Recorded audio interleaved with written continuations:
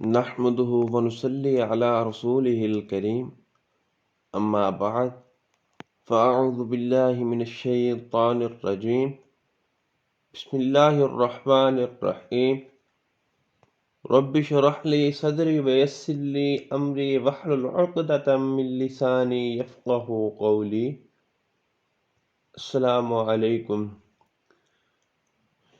الحمدللہ آج ہم سورہ بقرہ رکوع نمبر 3 شروع کریں گے،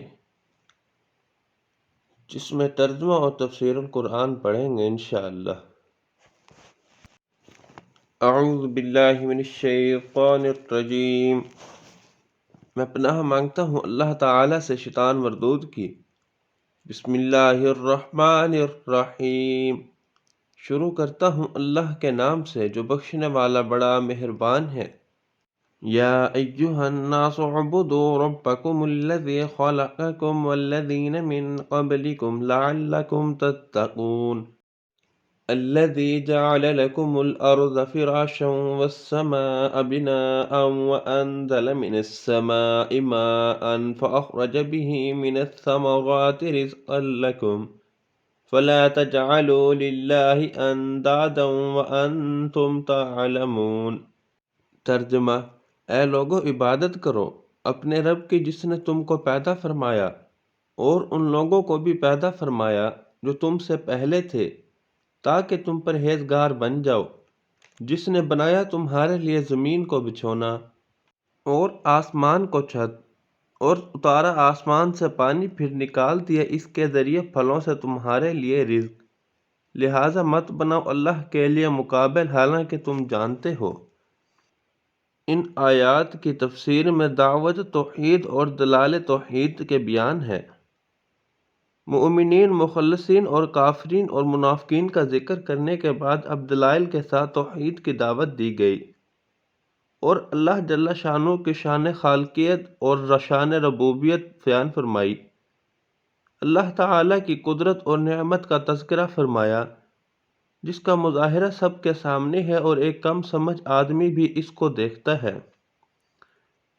سب سے بڑا درجہ یہ ہے کہ اللہ تعالیٰ ہی کی ذات پاک کا مراقبہ رکھے اور ہر وقت اسی کی طرف دل و دماغ کو متوجہ رکھے، اس لیے جیے اور اسی کے لیے مرے۔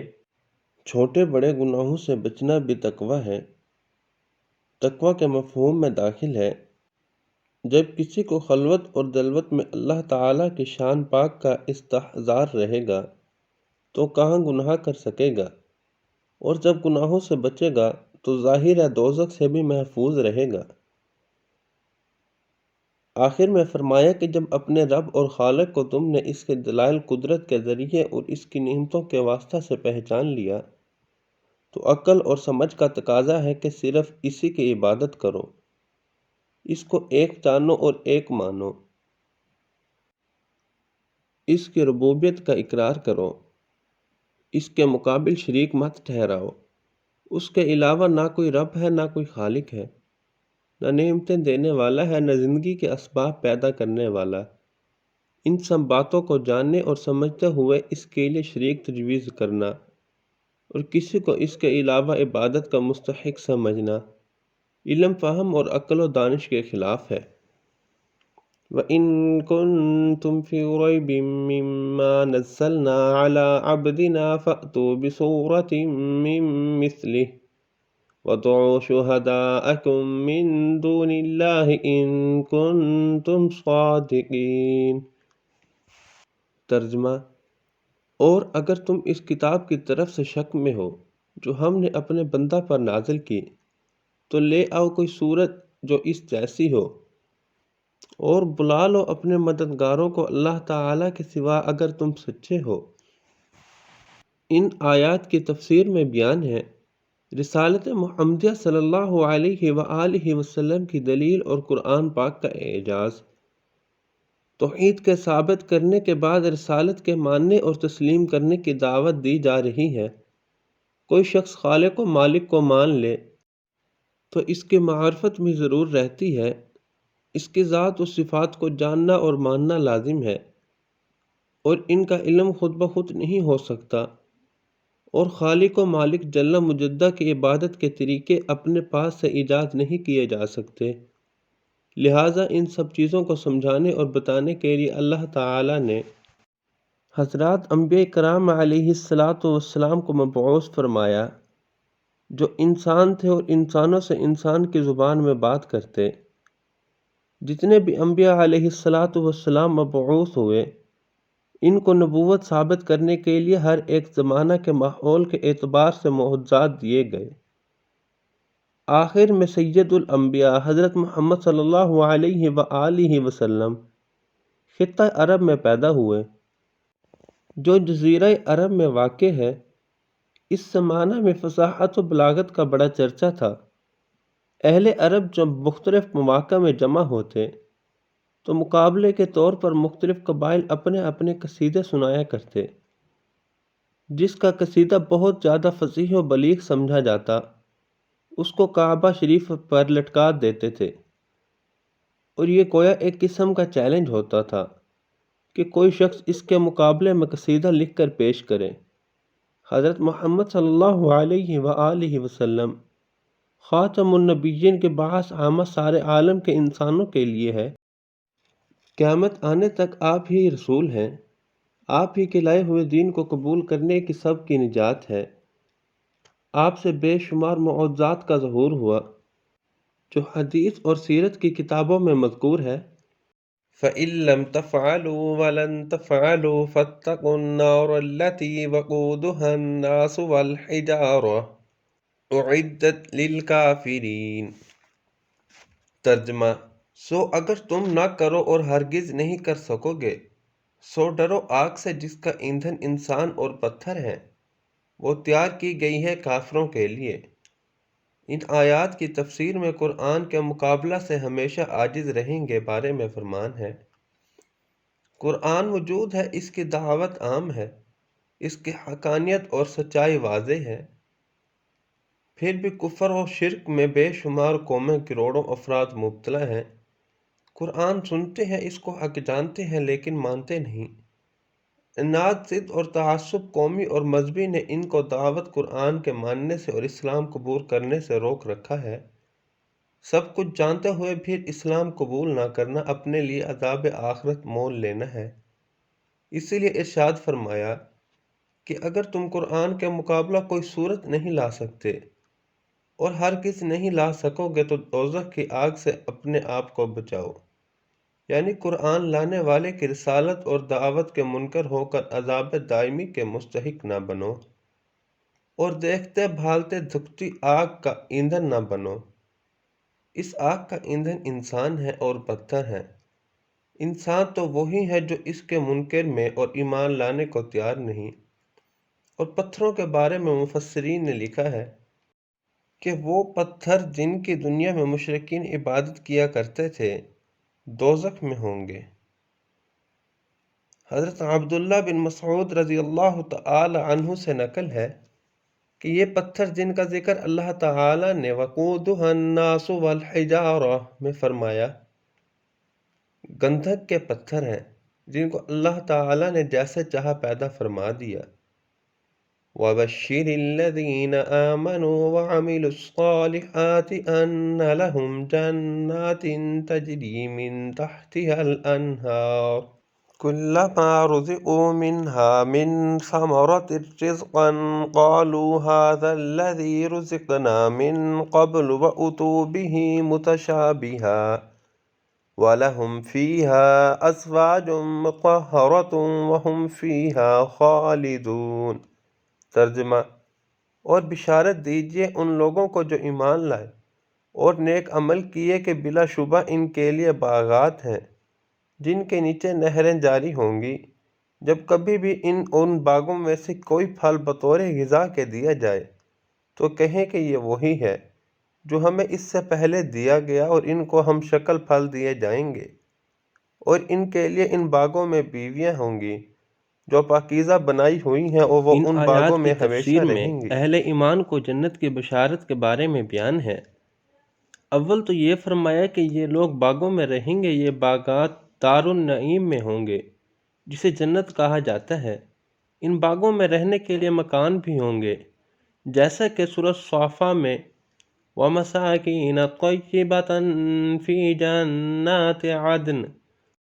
ترجمہ: ان باغات میں نہریں جاری ہوں گی جو صاف ستھرے پانی کی ہوں گی، جس میں کسی طرح کا تغیر نہ ہوا ہوگا، اور دودھ کی نہریں ہوں گی جن کا مزہ تبدیل نہ ہوا ہوگا، اور شراب کی نہریں ہوں گی جو پینے والوں کے لذت کا ذریعہ ہوں گی، اور صاف ستھرے شہد کی نہریں ہوں گی جیسا کہ سورہ محمد میں ان نہروں کا ذکر فرمایا ہے، اور جو شراب وہاں پی جائے گی وہ لذت کے لیے ہوگی، اس سے نہ نشہ آئے گا نہ سر میں درد ہوگا۔ دوسری جگہ یہ فرمایا کہ ان باغوں کے درختوں میں جو پھل ہوں گے وہ ان کو کھانے کے لیے پیش کیے جائیں گے، اور جب کبھی بھی کوئی پھل لایا جائے گا تو کہیں گے یہ تو وہی ہے جو ہمیں اس سے پہلے دیا گیا تھا، اور وجہ اس کی یہ ہوگی کہ وہ پھل آپس میں ہم شکل ہوں گے، اگرچہ لذت اور مزے میں مختلف ہوں گے۔ حضرت ابن عباس رضی اللہ تعالی عنہ نے فرمایا کہ جنت کے پھلوں سے دنیا میں کوئی پھل نہیں، بس ناموں کی مشابہت ہے، یعنی پھلوں کو دیکھ کر اہل جنت کہیں گے کہ یہ سیب ہیں، یہ انار ہیں، ہم نے اس کو دنیا میں کھایا تھا، لیکن وہ مزے میں دنیاوی پھل کی طرح نہ ہوں گے، بلکہ ان کا مزہ اور کیفیت جنت کے اعتبار سے ہوگا۔ تیسری جگہ یہ فرمایا کہ ان لوگوں کے لیے بیویاں ہوں گی جو پاکیزہ بنائی ہوئی ہیں۔ حضرت ابن عباس رضی اللہ تعالی عنہ نے فرمایا کہ وہ گندگی اور تکلیف دینے والی چیز سے پاک ہوں گی، اور حضرت مجاہد رحمۃ اللہ علیہ نے فرمایا یعنی وہ بیویاں حیض سے اور پیشاب پاخانہ سے، ناک سے نکلنے والے بلغم سے، تھوک سے اور منی سے پاک صاف ہوں گی، اور اولاد بھی نہ ہوگی جس کے باعث نفاس آتا ہے، یعنی وہ بیویاں ہر تکلیف والی چیز سے اور نافرمانی سے پاک ہوں گی۔ ان سب اقوال کا خلاصہ یہ نکلا کہ ان عورتوں میں کسی قسم کی کوئی چیز گھن والی اور تکلیف دینے والی نہ ہوگی، ان کا ظاہر اور باطن سب کچھ عمدہ اور بہترین ہوگا، شوہروں کی بات مانے گی، نافرمانی نام کو بھی نہ ہوگی۔ چوتھی جگہ یہ فرمایا یعنی اہل جنت ہمیشہ ان باغوں میں رہیں گے، نہ وہاں سے نکلیں گے اور نہ نکالے جائیں گے، نہ نکلنا چاہیں گے۔ رسول اللہ صلی اللہ علیہ وآلہ وسلم نے ارشاد فرمایا کہ اللہ تعالیٰ کی طرف سے اہل جنت کو خوشخبری سنانے کے لیے ایک ندا دینے والا پکار کر ندا دے گا، تمہارے لیے بیعت طے کر دی گئی ہے کہ تندرست رہو گے، لہٰذا کبھی بیمار نہ ہوگے، اور یہ کہ زندہ رہو گے، کبھی تمہیں موت نہ آئے گی، اور جوان رہو گے، کبھی بوڑھے نہ ہوگے، اور یہ کہ نعمتوں میں رہو گے، بس تم کو کبھی محتاجی نہ ہوگی۔ ان اللہ لا یستحیی ان یضرب مثلا ما بعوضۃ فما فوقها فاما الذین آمنوا فیعلمون انہ الحق من ربہم واما الذین کفروا فیقولون ماذا اراد اللہ بہذا مثلا۔ ترجمہ: بے شک اللہ تعالیٰ اس بات سے نہیں شرماتا کہ کوئی بھی مثال بیان فرمائے، مچھر ہو یا اس سے بھی بڑی ہو، کوئی چیز ہو سو جو لوگ ایمان لائے وہ جانتے ہیں کہ بلا شبہ یہ مثال حق ہے ان کے رب کی طرف سے، اور رہے وہ لوگ جنہوں نے کفر اختیار کیا سو وہ کہتے ہیں کیا ارادہ کیا اللہ نے اس کے ذریعے مثال دینے کو۔ ان آیات کی تفسیر میں قرآنی مثالوں سے مؤمنین کا ایمان پختہ ہونا اور منکرین کا بے جا اعتراض کرنا شامل ہے۔ حضرت قتادہ سے منقول ہے کہ جب اللہ تعالیٰ نے عنکبوت مکڑی اور ذباب مکھی کا قرآن مجید میں تذکرہ فرمایا تو مشرکین کہنے لگے کہ اس میں تو مکڑی اور مکھی کا تذکرہ ہے، اللہ تعالیٰ نے اس حقیر مثال سے کیا ارادہ کیا ہوگا۔ ابن کثیر اور استفہام انکاری ہے، مطلب یہ تھا کہ یہ مثال اللہ تعالیٰ کی شان کے لائق نہیں، لہٰذا یہ اللہ تعالیٰ کا کلام نہیں ہو سکتا۔ تفسیر نصفی میں ہے کہ جب مکھی اور مکڑی کا ذکر کتاب اللہ میں سنا تو یہود ہنسے اور کہنے لگے کہ یہ تو اللہ تعالیٰ کے کلام سے ملتی جلتی بات نہیں ہے، مقصد ان کا بھی کتاب اللہ کا انکار کرنا ہی تھا۔ ان لوگوں نے یہ نہ دیکھا کہ مثال کے مطابق ہونی چاہیے، مثال دینے والے کی عظمت کو، اور جس چیز کی مثال دی گئی اس کی حقارت کو سامنے رکھ کر قیاس دوڑانے لگے، اور یہ نتیجہ نکالا کہ اللہ تعالیٰ کے کلام میں ان چیزوں کا ذکر نہیں ہو سکتا۔ یضل بہ کثیرا ویہدی بہ کثیرا وما یضل بہ الا الفاسقین الذین ینقضون عہد اللہ من بعد میثاقہ ویقطعون ما امر اللہ بہ ان یوصل ویفسدون فی الارض اولئک هم الخاسرون۔ ترجمہ: اس کے ذریعے اللہ تعالیٰ بہت سوں کو گمراہ کرتے ہیں اور اس کے ذریعے بہت سوں کو ہدایت دیتے ہیں، اور اس کے ذریعے نہیں گمراہ کرتے مگر فرما برداری سے نکل جانے والوں کو، جو اللہ تعالیٰ کے عہد کو توڑتے ہیں، اس کے مضبوطی کے بعد اور کاٹتے ہیں ان چیزوں کو جن کو جوڑے رکھنے کا اللہ تعالیٰ نے حکم دیا، اور فساد کرتے ہیں زمین میں، یہ لوگ پورے خسارہ والے ہیں۔ ان آیات کی تفسیر میں قرآنی مثالیں فاسقوں کے لیے گمراہی کا سبب ہیں۔ نمبر 1، وہ کہ یہ لوگ اللہ کے عہد کو اس کی مضبوطی کے بعد توڑتے ہیں۔ اس عہد سے یا تو عقل انسانی مراد ہے جو اللہ تعالیٰ نے انسان کو عطا فرمائی ہے، اور یہ عقل دنیا میں انسان پر حجت ہے، اور ایک طرح کا عہد ہے کہ انسان اپنی عقل سے اپنے خالق و مالک کو پہچانے، اور اپنے خالق و مالک کو واحد جانے، اور اس کے ساتھ کسی کو شریک نہ کرے۔ حدیث شریف میں ہے کہ اللہ تعالیٰ نے حضرت آدم علیہ السلام کی ساری ذریت کو جو قیامت تک پیدا ہونے والی تھی ان کی پشت سے نکالا، جو بہت چھوٹی چھوٹی شکلوں میں چونٹیوں کی طرح سے تھے، اور ان سے عہد لیا اور سوال فرمایا کہ کیا میں تمہارا رب نہیں؟ سب نے کہا کہ ہاں، آپ ہمارے رب ہیں۔ جو عہد سب نے کر لیا تھا اس کی یاد دلانے کے لیے حضرات انبیاء کرام علیہم السلام تشریف لاتے رہے۔ اس عہد کو توڑنا سراسر ناانصافی ہے، اور عہد سے مکر جانا اور اپنی جان پر ظلم کرنا۔ اللہ تعالیٰ نے اہل کتاب سے بھی عہد لیا تھا کہ جو کتاب تمہارے اوپر نازل کی گئی اس کو تم لوگوں کے سامنے بیان کرو گے اور چھپاؤ گے نہیں۔ دوسرا وصف یہ بیان فرمایا کہ یہ لوگ ان چیزوں کو کاٹتے ہیں جن کو جوڑے رکھنے کا اللہ تعالیٰ نے حکم فرمایا۔ ان میں وہ احکام ہیں جو اللہ تعالیٰ سے بندے کا یہ تعلق ہے کہ وہ اپنے خالق اور مالک کا فرما بردار ہے۔ اور تیسرا وصف یہ بیان فرمایا کہ یہ زمین میں فساد کرتے ہیں۔ فساد بگاڑ کو کہتے ہیں، اور یہ بہت جامع لفظ ہے۔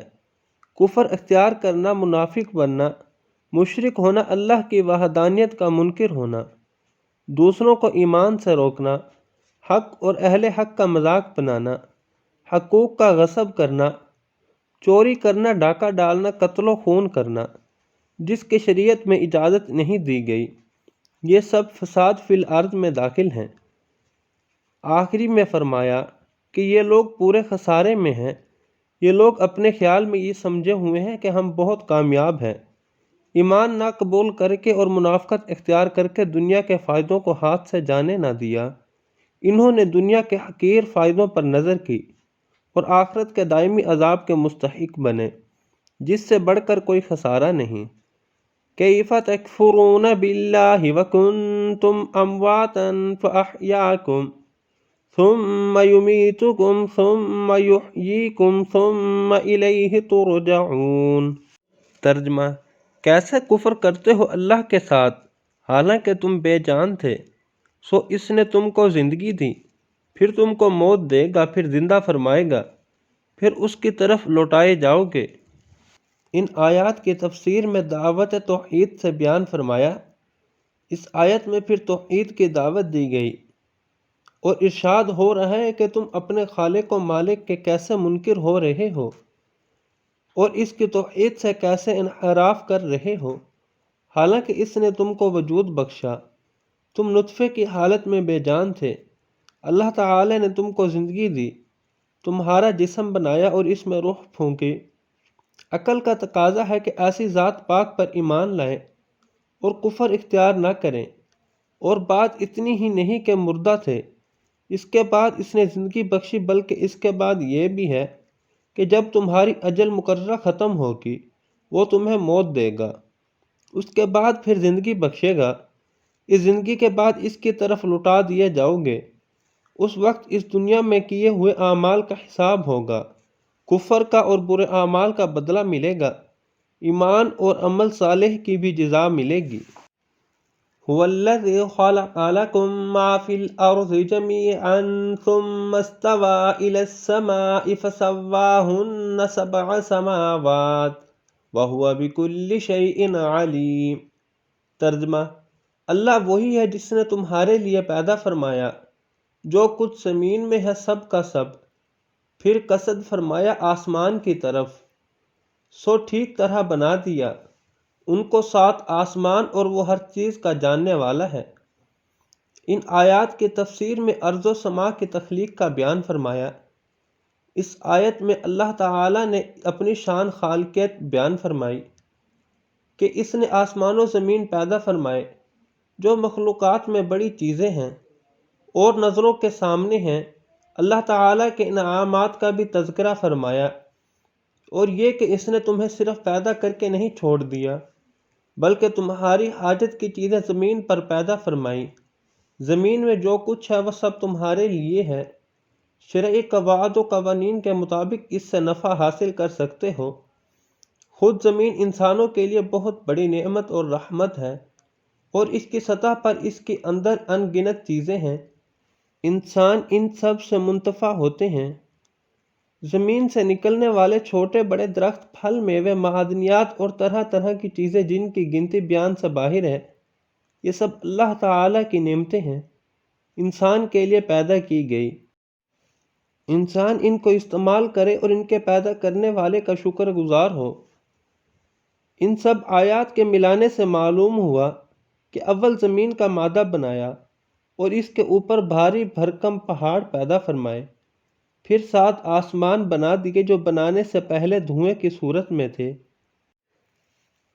اس کے بعد زمین کو موجودہ صورت میں پھیلا دیا، یعنی آسمان کا مادہ جو دھوئیں کی صورت میں تھا، جس کا ذکر سورۃ حامیم سجدہ میں ہے، اس کے 7 آسمان بنا دیے اور خوب اچھی طرح بنائے، ٹھیک بنائے، ان میں نہ کنچی ہے، نہ پھٹن ہے، نہ شگاف ہے، نہ کسی قسم کا کوئی نقص ہے۔ 7 آسمان جو اوپر نیچے تہہ پاتہ بنے ہوئے ہیں، ان میں کسی قسم کا کوئی خلل نہیں۔ الحمدللہ، آج ہم نے سورہ بقرہ کا رکوع نمبر 3 ترجمہ اور تفسیر القرآن کے ساتھ مکمل کیا۔ اللہ تعالیٰ اس میں کمی کوتاہی ہے تو معاف فرمائے اور ہمیں اس پر عمل کرنے کی توفیق عطا فرمائے۔ اور اب انشاءاللہ رکوع نمبر 4 شروع کریں گے۔